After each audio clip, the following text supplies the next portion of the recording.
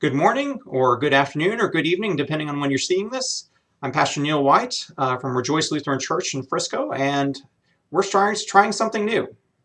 So as we have been looking at some different things going into this fall, one of the things we're going to try and start doing is give you a little bit of a preview of what we're going to be doing in worship this Sunday.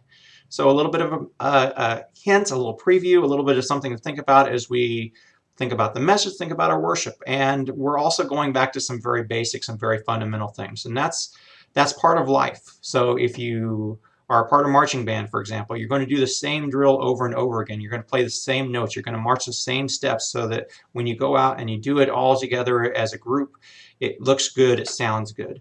If you do vocal music, you do your scales, you do things that help you to increase your range, you do things to help you increase the amount of breath you can take in so that you can sing longer and you can sing higher or lower. If you play sports, whether football or baseball or basketball, you spend a lot of time on, well, how is your foot position? How is your arm position? How do you hold your hands when you're shooting? How do you hold your hands when you're trying to catch or to block or do all kinds of different things? There are a lot of fundamentals that go into any type of thing that we do. And when it comes to our life as Christians, we're going to ask some very fundamental questions. So this week we're starting with what I think is a very basic question. So why do we worship? What is it that we expect out of this time? What is it that we're looking forward in this time?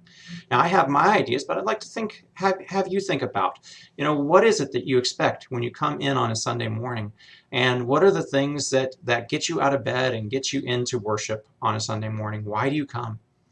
Or on the other side, well, why don't you come? What is it that keeps you away? Is it just, hey, it was rainy, it was cloudy outside, and so I decided to stay in bed? Or, there was this, which I really wanted to have some time to get my NFL fantasy roster ready, or to watch this on TV, or to spend this time making this breakfast, or what is it? What is it that keeps you away from worship at times?